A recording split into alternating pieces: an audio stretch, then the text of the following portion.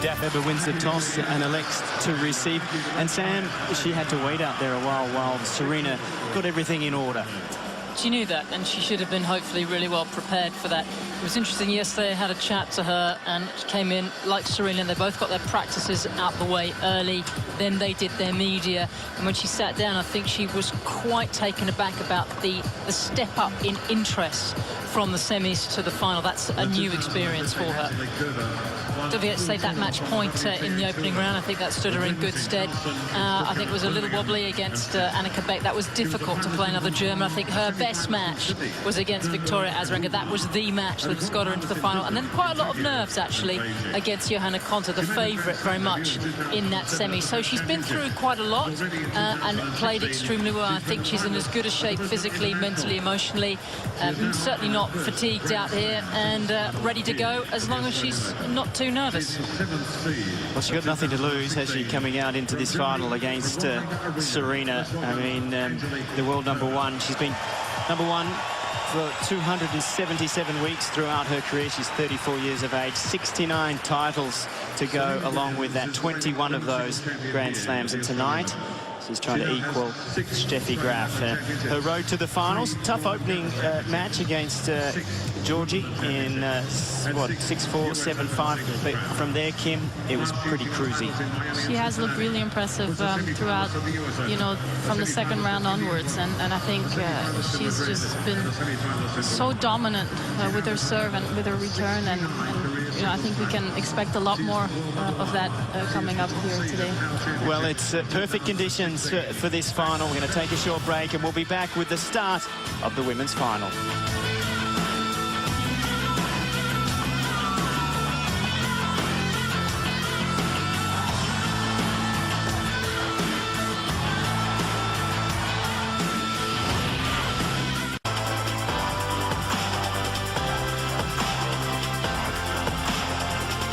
Quite simply, it was one of the best ladies' finals we've ever seen. A gripping, deciding set, and after it all played out, it was joy to Angelique Kerber. She is the champion. Let's go to Bruce McAvaney for the presentation. Thank you so much. I mean, I was enjoying these 2 weeks so much. The best 2 weeks of my life, of my career. I'm here, and you are really the best fans in the world. I can just say thank you for the supporting, for all. You know, I had like goosebumps here on the center court when I was playing, and you know, see you next year, and thank you so much. Thank you.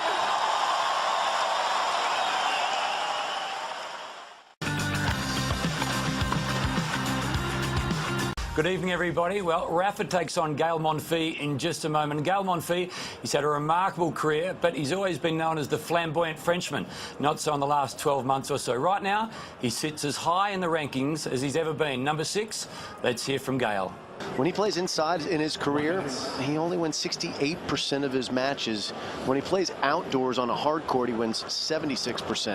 Yeah, I mean, I think the word on the street for this entire tournament is that the balls are really flying through the air and the court is faster. There's no question this year than last year. Even playing a couple of oldie matches out there on the court myself, I've noticed how much quicker, less gritty the courts are, and that has certainly supported players like Pavlyuchenkova, who serves big and who's an out-and-out striker, as you said, and of course Venus Williams, who's one of the great servers and ball strikers in the game, and she has routined through her matches here, all in straight sets.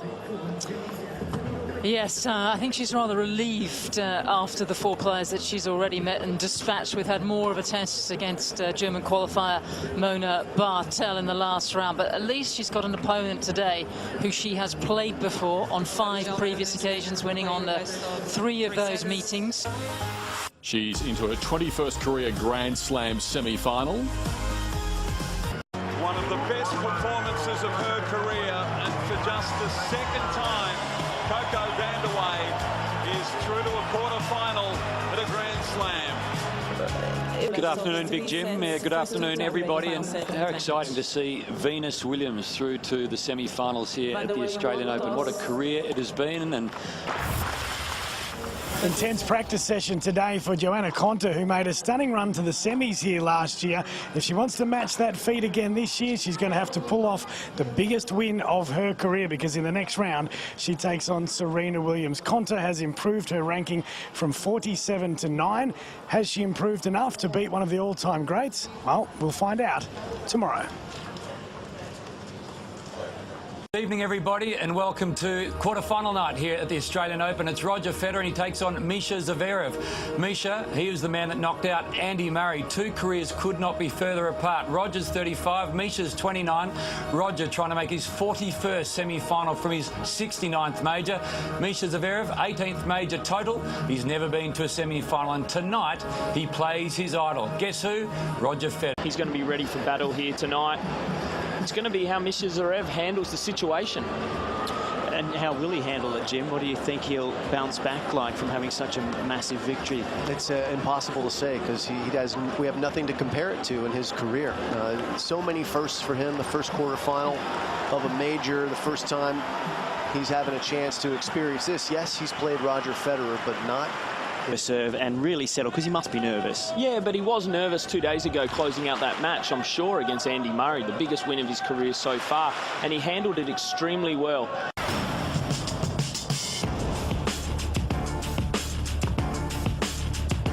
Well, Johanna, congratulations, you're through to the quarterfinals. You're playing someone that you used to watch growing up. What's that going to be like for you?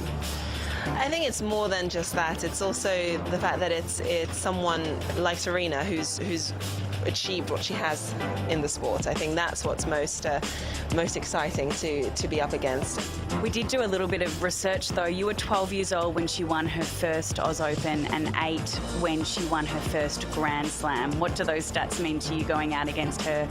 Well, I think that just shows the longevity of her career and just really what she's achieved in the sport. Entertaining match. He had to fight extremely hard in that fourth set, down a break. He was able to dig deep and find his way out of that one. And look at that ranking number 3 for Raonic. I mean, that is very impressive. Nadal obviously has had an enormous career, spent lots of time at number 1, but Raonic. We are set for Venus Williams versus Coco Vandeweghe, the All-American showdown. Coco's first Grand Slam semi-final against Venus, as we rejoin Renee and Jeff.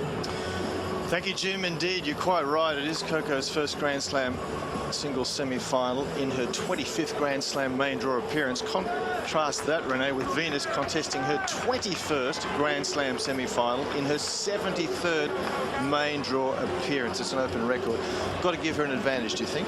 Absolutely, just on experience alone. But having said that, Jeff, other than the 3-set match against Bouchard, Coco Vandeweghe has been spectacular, particularly in that last match against Muguruza. I mean, she beat the Australian and US Open champion and the French Open champion of last year back to back to get to this semi-final, and she didn't beat them, she crushed them.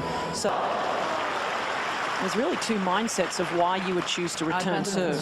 One is that you know you're going to be very, very nervous in the first game. This is the biggest match of Coco's career. But she's made statements really by having so many career wins over top 10 opponents. It's what makes you sit up and take notice.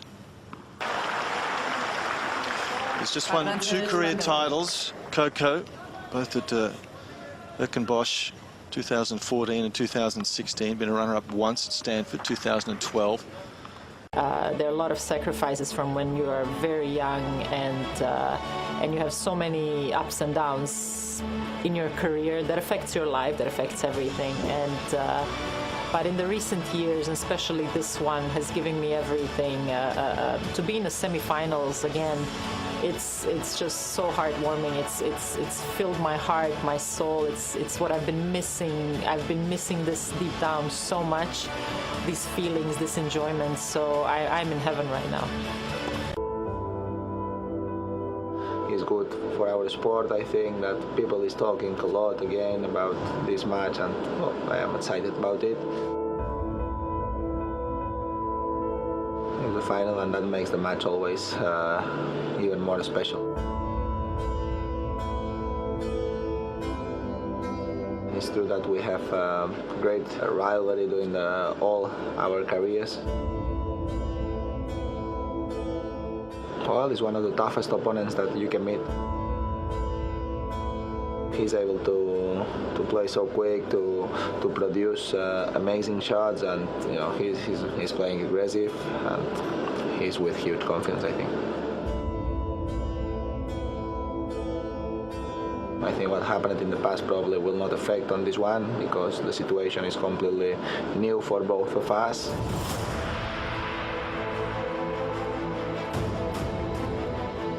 We have been around for a lot of years, competing for the most important event a lot of times in our tennis careers.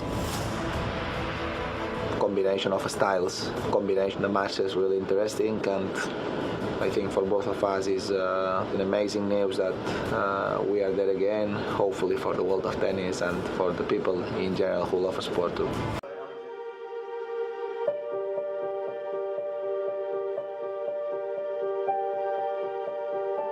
We've had great matchups throughout our career. I know there has not always been me coming out on the winning side, but I did beat him a lot of times as well. I know I've lost more than I've won, but it's not like I've never beaten him before, so that would be different if I would have only beaten him maybe once or twice or 3 times. So I can also go into a match like this with high hopes.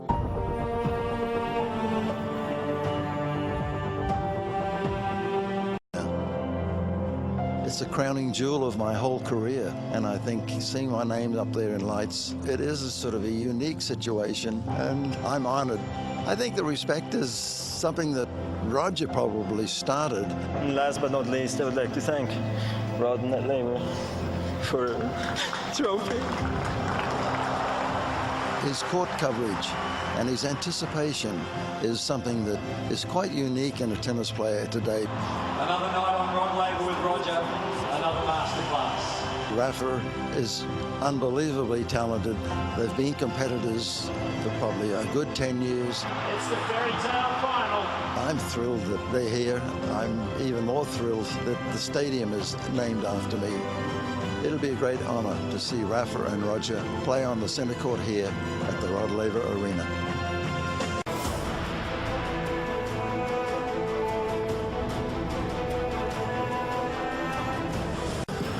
Roger's numbers, well, he's been #1 for 302 weeks. We know that he's got 17 majors, but every brand in the world wants to align themselves with him. He's a man that has been a constant in this sport. And in a time of uncertainty, he's given us all so much calm. Nike and Wilson, always the brands that he's supported. He's done everything with such cool. He's worn cardigans at Wimbledon. Sort of guy that if he sipped a martini or a dinner suit at the change of ends, we'd think, why hasn't someone done that before? And Rafa, well, he played with 2 hands off both wings for so long. And Uncle Tony, who's been in his corner for so long, said, choose left. It'd be more difficult for the world to beat. And he was right. 14 majors. And tonight they go at it again in a major final. How spoilt we have been, how spoilt we are. Fadal 35. Will we see it again?